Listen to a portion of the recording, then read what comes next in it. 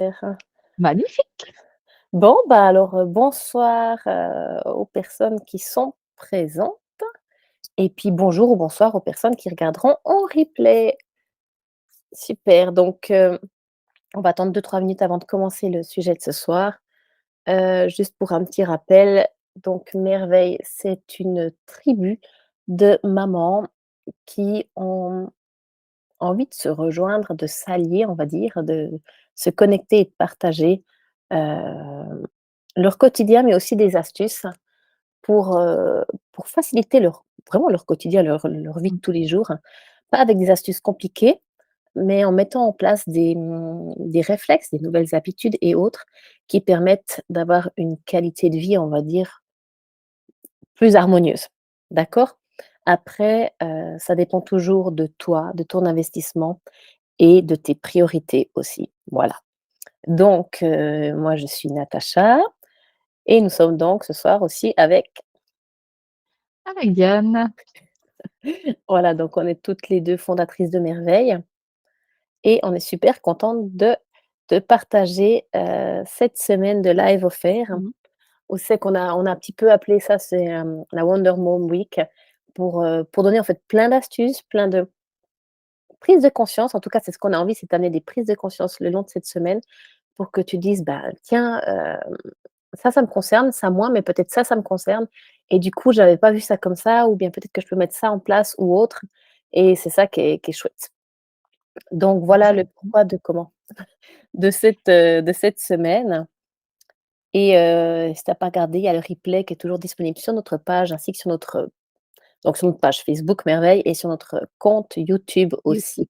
Voilà et Exactement. voilà et hier soir, on était vraiment sur le côté charge mentale Ouais. avec 3 clés que Diane nous a données, puis un petit peu décortiquer ce que c'est la charge mentale et ce soir, on va être beaucoup plus sur le côté des colères et le fait de se déculpabiliser. Évidemment que Très important. évidemment qu'il y a pas de baguette magique et que rien va arriver du jour au lendemain et que dans ta vie, tu auras toujours des accès, en tout cas, la plupart des gens auront toujours des accès à des colères et des fois des culpabilités.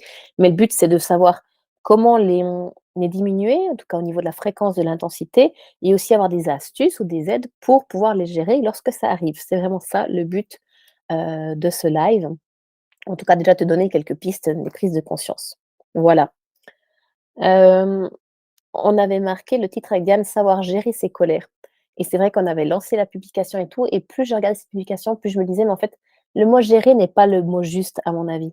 Parce que la colère, c'est comme l'émotion, c'est une émotion comme la culpabilité et en fait, les émotions, elles sont OK, elles font partie de nous en tant qu'être humain. On a de toute façon des émotions et c'est OK et c'est pas le but de te couper de ça et dans le sens les gérer, dans le sens, je maîtrise tout, je laisse rien aller et je contrôle tout dans ma vie. C'est pas dans ce sens-là, en fait, qu'on a voulu le marquer et peut-être que ça a été mal vu ou compris.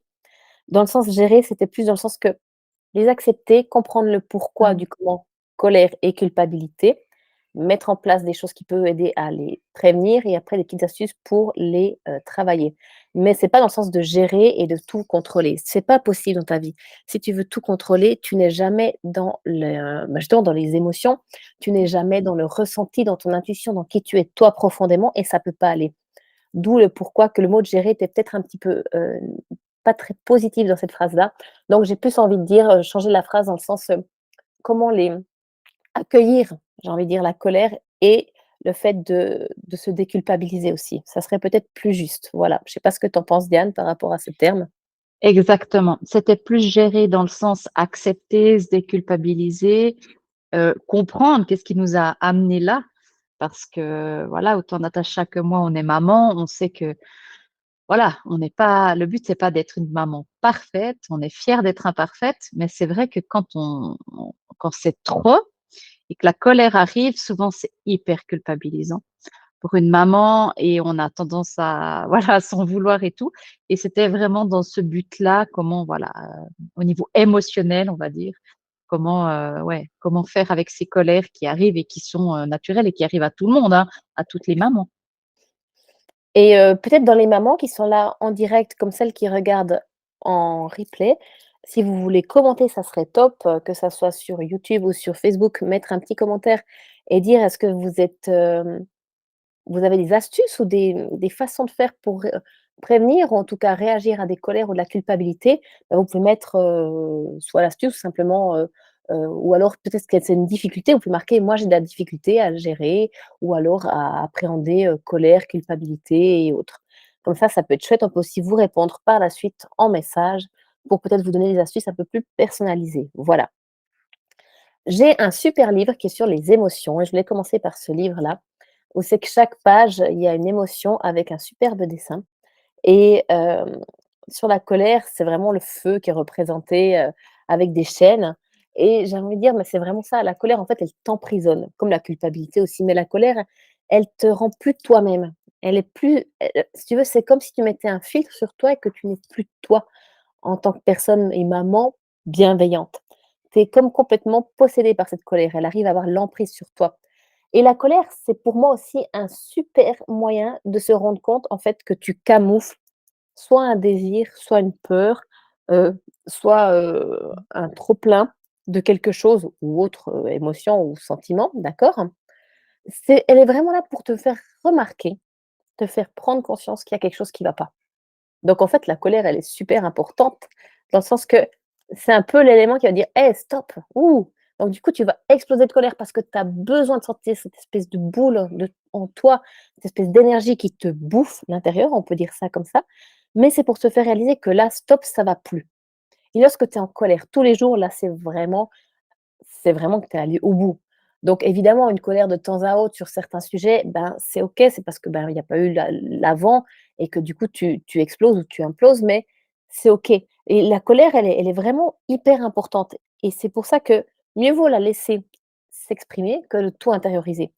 Et alors évidemment, je te dis pas d'avoir une colère où c'est que tu vas hurler sur tout le monde ou je ne sais pas quoi, tu vas envoyer tout bouler, mais à la limite, se dire: «Bah, voilà, je sens que la colère arrive, je sens que j'arrive à un trop-plein, j'ai besoin d'un temps pour moi, les enfants, maman», là je parle des enfants, mais tu peux dire ça à ton compagnon, à ton conjoint.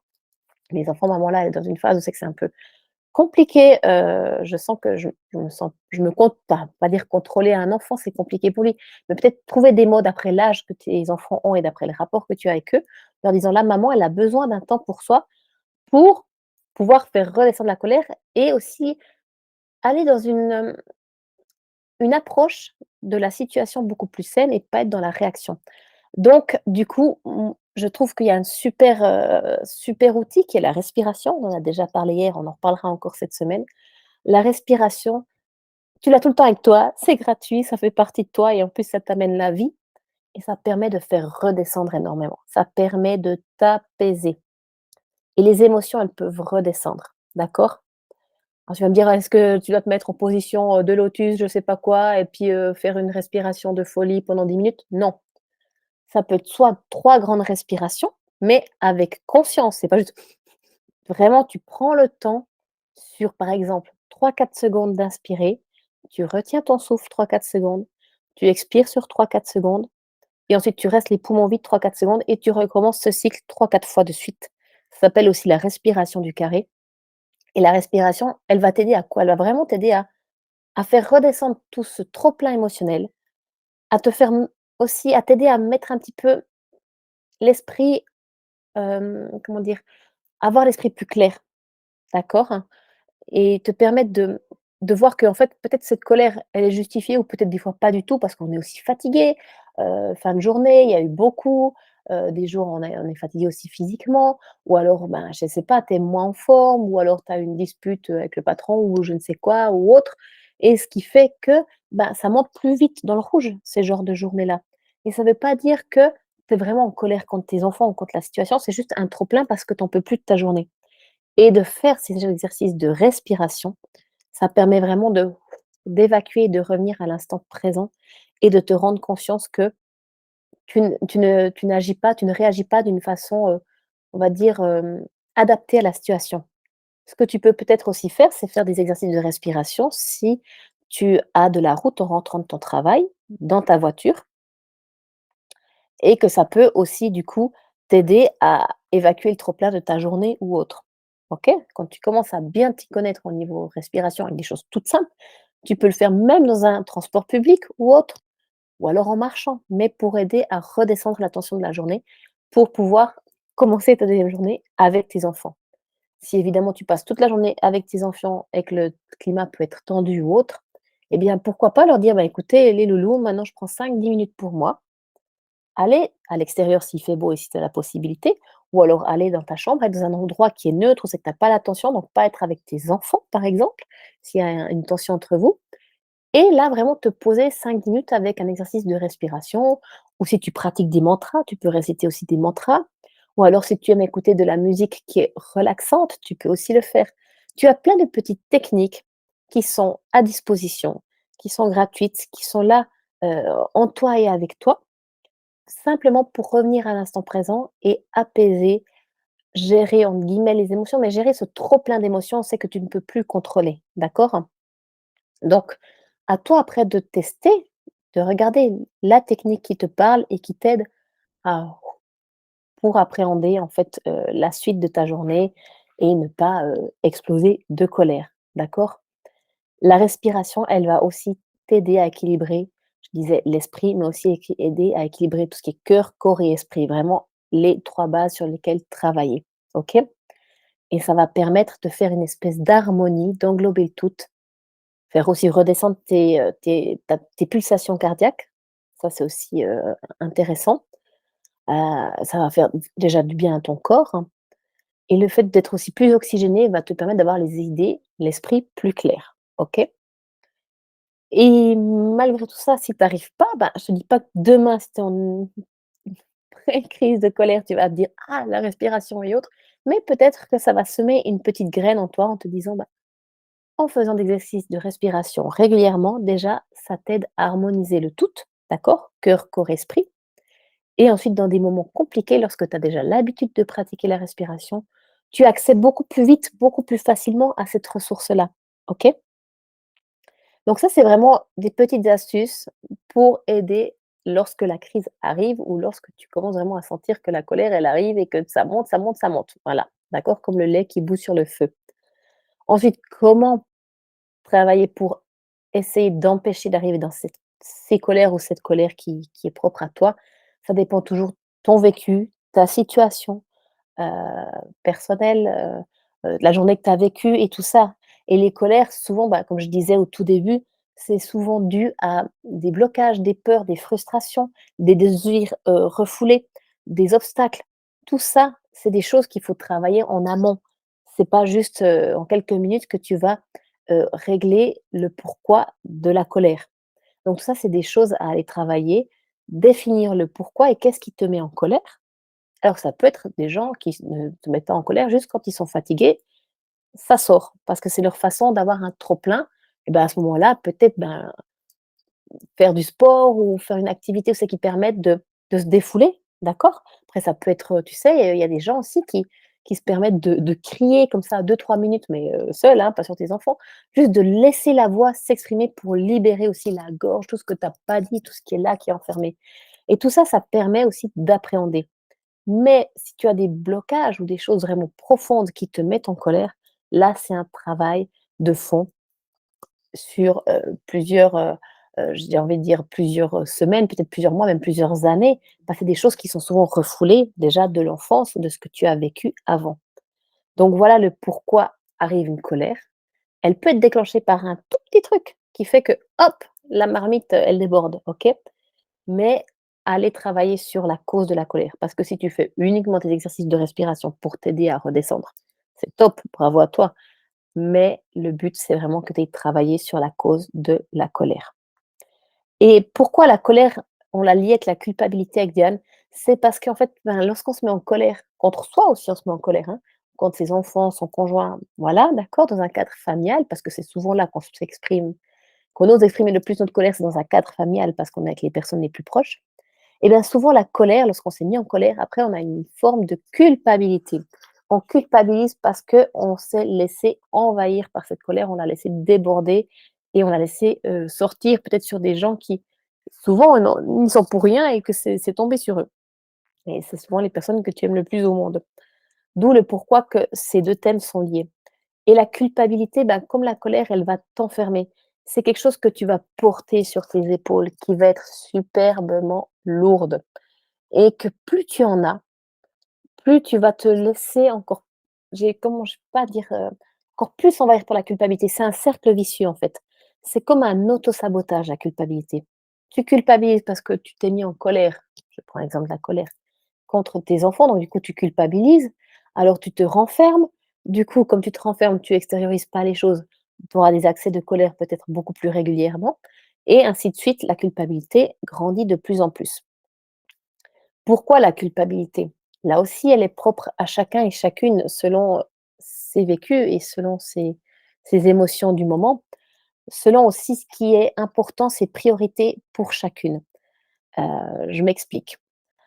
Par exemple, tu es une maman qui prône de manger, bio. Allez, on va dire le bio. Tu prônes de manger bio, tu vas chercher chez les petits fournisseurs, à la ferme dans le village, tu essaies de manger le plus bio possible, vraiment. Et tu prônes vraiment ça autour de toi, tu l'as «éduqué» entre guillemets à tes enfants, en tout cas tu les habitues à manger comme ça et autres.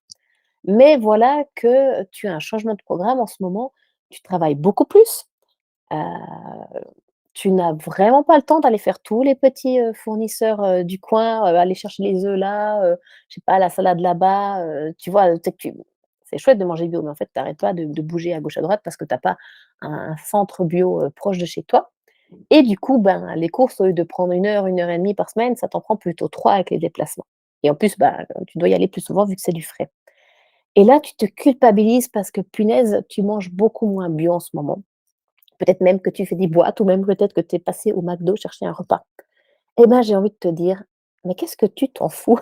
Franchement, c'est pas parce que tu ne respectes pas tes valeurs de base qui sont très bien et bravo à toi, parce que tu as des prérogatives en ce moment. Les priorités ont changé parce que tu travailles beaucoup plus. Tu arrives plus à gérer comme avant. Tu ne peux pas demander à ton conjoint parce qu'il a pas non plus le temps de faire ça. Tu arrives pas à te faire livrer des paniers bio parce qu'il y en a peut-être pas dans ta région, donc tu as cherché des alternatives. Tu es resté accordé à tes valeurs, mais en ce moment, tu y arrives pas.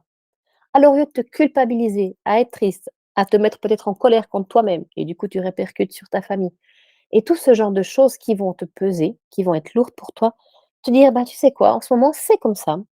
Je suis peut-être moins alignée avec ce qui est pour moi la base et super important et ce que j'ai appris et éduqué à mes enfants et ce que je prône autour de moi aussi. Mais c'est comme ça arrive et ça ira mieux plus tard. Et si c'est une phase qui dure 3 mois, ben, c'est comme ça, tu sais, au bout d'un moment, tu peux pas être une maman parfaite. Dans le sens que pour toi, le mot parfaite, c'est ta définition que tu donnes à toi. Tes gosses, ils sont peut-être tout contents de manger un McDo et puis de manger, je sais pas, une boîte de raviolis, j'en sais rien, je dis n'importe quoi. Mais dans le sens que ils vont pas t'en vouloir. Ils vont pas t'en vouloir, peut-être même qu'ils seront contents, tu vois? Mais ils vont pas t'en vouloir d'avoir, dérogé à la règle et tu peux expliquer en famille: «Là, j'ai moins le temps, on n'y arrive pas avec papa, ben, on va un petit peu changer certaines choses et autres», hein, parce que je suis d'accord que pour la santé, c'est mieux, mais le plus important, c'est de manger bio tous les jours alors que tu cours et que tu arrives pas, ou alors c'est de passer des bons moments et de simplement te dire: «Ben, voilà, je culpabilise pas, j'accepte les choses comme elles sont et c'est OK pour moi parce que moi, je suis bien avec moi et avec vous et je dis les choses». J'explique le pourquoi du comment et c'est OK et là, j'avais pris un exemple, peut-être un peu, bah, mais ça parle à tout le monde, au moins parce que c'est quelque chose de très matériel, on va dire. Mais se dire que la culpabilité, elle va faire que de te couper des liens d'amour. Parce que tu vas toujours te sentir moins bien que les autres. Pas la bonne maman pour tes enfants, pas assez ci, pas assez ça. Mais tu sais, tes gosses, l'important pour eux, c'est de passer du temps avec toi et du temps de qualité et c'est d'avoir, une maman qui les aime et qui leur donne de l'amour et qui se permet aussi de recevoir leur amour, d'être là pour des échanges et c'est pas tout ce que tu penses qui est la perfection et autres, ce que tu vois autour de toi ou les réseaux et autres. Quand tu en parles autour de toi, tu vas voir que tout le monde a des choses qui sont plus ou moins faciles à gérer dans son quotidien mais c'est OK, on fait avec les ressources qu'on a, qui sont propres à nous-mêmes, avec son emploi du temps, avec son budget et avec aussi ses valeurs de base, OK? Donc après, si tu as toujours ce genre de culpabilité, avec plein d'autres sujets, on est d'accord, peut-être te rendre compte aussi que ça vient sûrement aussi peut-être de ton éducation. Par exemple, je sais pas, tu aimais, je sais pas, tu aimais, manger du chocolat, on te faisait culpabiliser parce que tu en mangeais. Et peut-être que du coup, tu répercutes ça sur tes enfants ou au contraire, tu n'achètes jamais de chocolat parce que tu as cette culpabilité-là, mais eux, ils en aimeraient. Donc essaye de chercher aussi les causes de pourquoi de ta culpabilité. Et pour te relâcher au niveau de la culpabilité, tu peux aussi te mettre un espèce d'échappatoire, j'ai envie de dire, dans le sens il y a une technique qui marche bien, ça peut être revenir sur un événement heureux. Par exemple, bah, voilà, tu culpabilises, tu as pas fait tes repas bio depuis tant de temps et autres et c'est un peu la galère au niveau cuisine et tu manges, tout ce qui traîne un peu à la maison, en ce moment, c'est un peu compliqué et autres. Et ben, tu te dis quoi? Tu sais quoi? Est-ce que c'est si important que ça? Est-ce que tes enfants, ils vont s'en rappeler dans 10 ans? Est-ce qu'ils vont t'en tenir rigueur? Reviens sur un moment heureux où c'est que tu es bien avec eux ou un moment même que tu as eu dans la journée ou dans la semaine avec eux, où c'est que tu es empli de bonheur et dis-toi: «Mais regarde, c'est ça le bonheur, c'est ça la joie d'être en famille».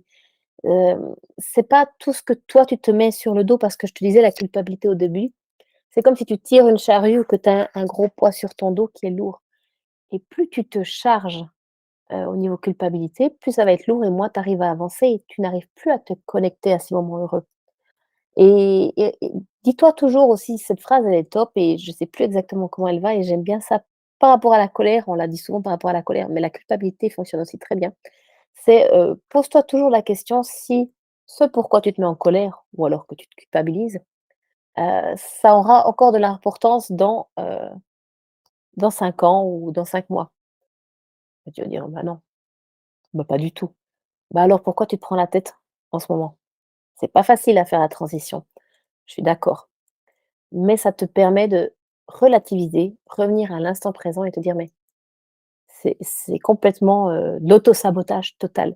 Parce que je me coupe des bons moments, du plaisir, de l'instant présent, d'être avec mes enfants et d'être la maman totalement imparfaite que je suis avec bonheur de le vivre ainsi, pour des choses qui ne tu t'en rappelleras peut-être plus dans 5 mois, 5 ans ou autre et tes enfants encore moins parce que franchement, qu'est-ce qu'ils s'en fichent? Par contre, d'être là, de partager, d'avoir des moments de qualité avec eux et même s'il y a des colères et puis que ça sort et autres, ben, c'est OK, on est humain. Ils en ont aussi des fois des moments de colère, tes enfants et est-ce que pour ça tu vas les culpabiliser? Non, c'est OK et te dire: «Ben, tout ça, ça fait partie de toi, de qui tu es». Le but, c'est de surtout par rapport à la régularité, si tu as une grande fréquence par rapport à colère, culpabilité, chercher les causes, voir si c'est des choses qui sont profondes, de l'enfance ou même d'avant, heu, de comment tu perçois aussi, peut-être comment toi tu te perçois parce qu'en fait, c'est peut-être toi-même, qui t'enferme complètement dans cette culpabilité et cette colère et une fois que tu as trouvé les causes, travaille là-dessus et lorsque ça arrive, parce que ça arrive à tout le monde, faut arrêter, je pense, de penser qu'il y a des mamans qui ne culpabilisent jamais, mais qui ne rentrent jamais en colère et ben, c'est OK. Tu es comme ça, tu avais besoin de ça à ce moment-là parce que tu as pas pu gérer le avant, bah, tu le vis et quitte à aller après vers tes enfants quand c'est redescendu: «Je m'excuse, je me suis mis en colère, ça valait pas le coup, j'étais pas très bien aujourd'hui, mais c'est pas contre vous». Voilà et puis, ben, voilà, des fois j'aimerais être la maman parfaite, faire ci, faire ça, faire des super gâteaux alors que j'aime pas faire des gâteaux. Ben, je suis désolée, j'achète les gâteaux à la boulangerie ou autre, heu, ben, c'est OK, c'est comme ça, je suis pas une maman gâteau, mais voilà, je fais ci, je fais ça avec vous et je veux pas être sur tous les plans. Donc se dire aussi ça qu'on a toutes 24 heures dans une journée et cette culpabilité de vouloir être la maman parfaite, comme tu vois sur les réseaux, ça n'existe pas parce que c'est juste des captures de l'instant présent, de ce qu'on veut faire, voir et montrer, mais c'est pas la réalité, même de la personne en tant que telle. Et moi, ça m'arrive encore de me dire: «Mais elle a combien d'heures dans la journée cette maman? Elle fait ci, elle fait ça, machin». Je dis: «Mais elle en a pas 24, elle en a 48». Mais après, il y a des personnes qui dorment 2 heures par jour et que ça leur suffit. Moi, c'est pas mon cas. Peut-être que toi, oui, mais du coup, comment veux-tu pouvoir, voilà, avoir aussi ce temps-là alors qu'on n'a pas tous les mêmes besoins? Peut-être que c'est une maman qui, à ce moment-là, ne travaille pas. Elle a peut-être une femme de ménage, ça tu ne le vois pas. Elle a peut-être même quelqu'un qui va y faire ses courses. Elle a peut-être tous ses relais, tous ses aides et autres et tant mieux pour elle, hein, il y a pas de jalousie, c'est génial pour elle et tant mieux. Mais dans le sens qu'elle a peut-être toutes ces aides extérieures qui font que toi, tu ne les as pas et que tu ne peux pas comparer. Tu ne peux pas être dans la comparaison et te culpabiliser par rapport à ça. Et peut-être que, voilà, toi, tu mets l'importance sur le fait de cuisiner maison, peut-être qu'elle va faire que de la livraison de plats ou autre à la maison parce qu'elle va donner son temps sur d'autres choses. Et pour toi, c'est peut-être plus important celui-ci, de cuisiner pour ta famille et peut-être prendre moins de temps, pour faire la déco de la maison. Voilà, c'est perso, d'accord? Donc, arrêtez de se culpabiliser, le fait de se comparer aux autres. Et même si ta meilleure amie ou je ne sais qui ou ta maman aussi, d'accord? Ça te met dans une culpabilité qui n'est pas saine et qui ne te mène à rien. Comme je disais au tout début, ça enferme et c'est de l'auto-sabotage. Donc essaye de te trouver des signes avant-garde quand ça commence à monter et des petites choses simples. Respiration, heu, se rappeler des moments heureux, lâcher, arrêter de tout vouloir contrôler. Ça, c'est pas facile, mais c'est ça aussi, pour se dire que voilà, tu es une maman et une maman, c'est le plus beau métier du monde, comme on dit souvent, mais on nous l'apprend à nulle part. On nous donne des astuces et c'est aussi le but de Merveille, c'est de donner des astuces, des réflexions personnelles, des prises de conscience pour que chacune puisse avoir de quoi, on peut pas dire travailler, mais de quoi se dire que je suis pas la seule. On est toutes dans le même cas parce qu'on a toutes un peu des vies de folie, et c'est OK comme ça et j'ai choisi ce rôle parce que j'ai choisi d'être maman, c'est un choix et je l'honore du mieux que je peux, mais je l'honore. Voilà un petit peu ce que je voulais te dire sur le côté colère, culpabilité et émotions en général de toute façon et les émotions aussi, rappelle-toi que toutes ces émotions, ça te permet d'être vivante et d'être humaine.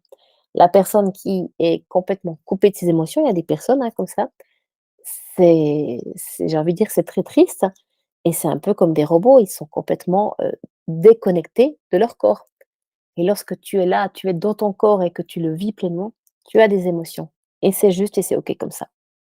Donc voilà un petit peu pour la discussion de ce soir et je ne sais pas ce que tu voulais peut-être rajouter, Diane?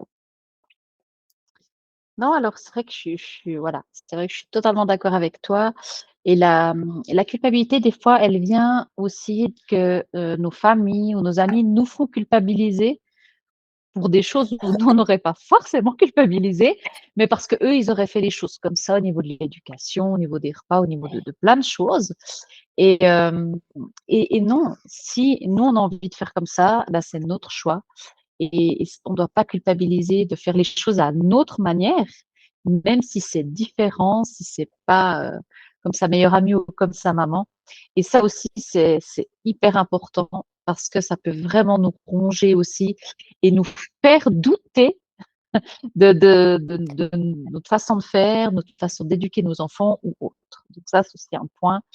Et comme tu as dit, Natacha, ne pas se comparer. Et c'est vrai qu'avec les réseaux sociaux, c'est compliqué parfois parce qu'on voit des choses qui ont l'air idéales, mais c'est qu'une partie de la journée. Comme tu disais, Nat, c'est qu'une partie de la journée et on ne sait pas ce qu'il y a derrière.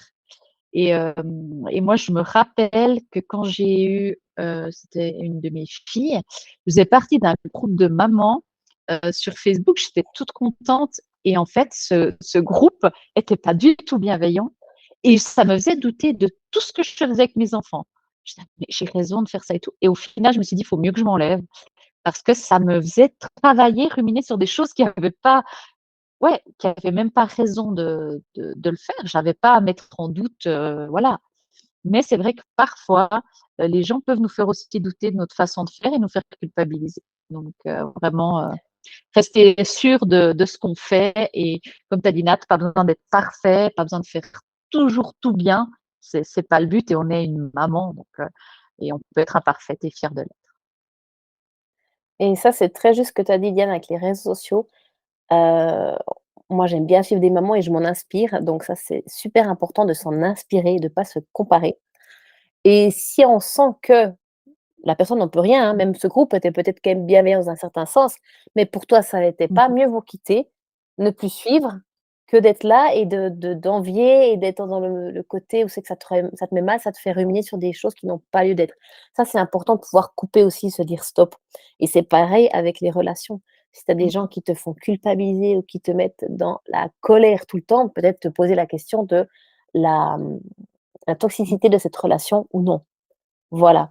Donc je pense que là, il y a eu pas mal de clés, il y a peut-être des prises de conscience par rapport à ce qu'on a parlé ce soir, mais vraiment se remettre à soi. Parce que tu as toutes les solutions en toi et c'est pas cette culpabilité de l'extérieur qui doit te faire pression.